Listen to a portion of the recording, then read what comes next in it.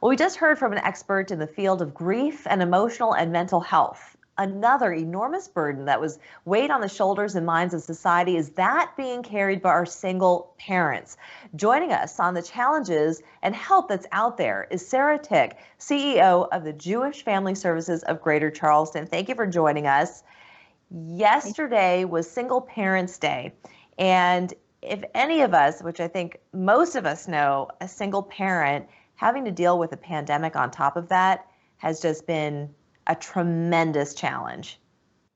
It has. This has been a challenge for everyone, but when you consider the implications for a single parent, for losing jobs and being the sole breadwinner, or simply having to homeschool and being the only adult available, their stresses this past year have just really, it's been through the roof. And we want to support our single parents and our families and friends who are single parents the best that we can.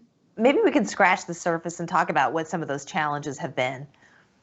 Yes. So again, I think that for the single parents who experience the lack of childcare, or if their schools were not open, being able to find flexible jobs or jobs where they were able to balance helping their children through a virtual school and balancing their work on top of everything else, just the stress of not knowing if they were going to be healthy or not, which adds a whole other layer of stress.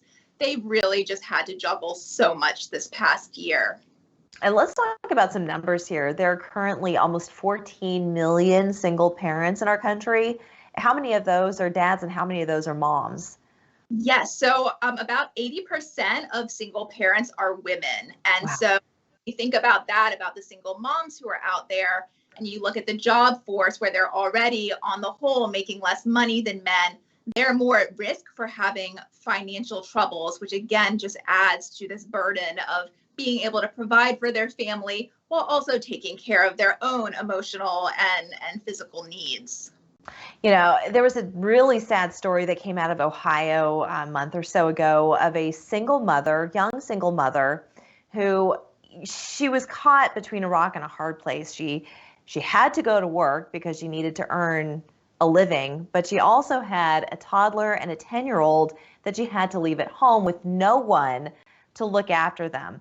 And the police, the local police, caught wind. She was arrested, and you could just see the pain in her eyes, in her mugshot, bloodshot eyes, had been crying, as you can imagine. There was an outpouring of support. So the silver lining to that story is that there was an outpouring of support, people making donations and trying to help her. But she is just one of so many. How do you make the choice? How do you make the choice of providing for your family or not leaving your family? And it's like you said, that's just one of so many stories. And I know we've heard of so many others where we have desperate mothers who are trying to get a job and don't have the proper child care. And this is why it's so important that if you have a friend or a family member who's a single parent, please reach out to them, offer any support that you can. I know that this being a pandemic, it's been very challenging because we've been socially distanced. But if you have people who are in your pod, or if you have friends who are vaccinated, try to reach out for support to see if somebody can, help you with some childcare or help watch a neighbor's child. This is a huge systemic problem, but trying to find the solutions that work in your own network for you, that's really the best place to start. And for us to reach out to someone we know is a single parent and just to offer the help that you can tell that they need. What are some of the other things, with just a couple of seconds left, that single parents can do for themselves to maybe be a little bit selfish, if you can even call it that? I don't think it's selfish at all, but what can they do for themselves to stay mentally and physically healthy?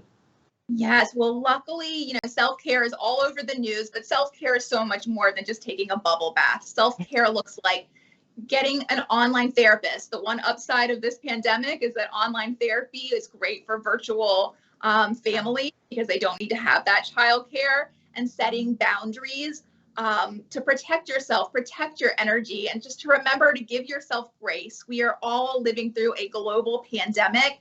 Don't worry about all the extras. Just focus on the connections you have with your children and with your community, and you can forget about the rest. Let go of the guilt. Absolutely. Sara Tick, thank you so much. And we're going to provide your information for anyone who wants to learn more. Thank you again for joining us. You. We're back after this.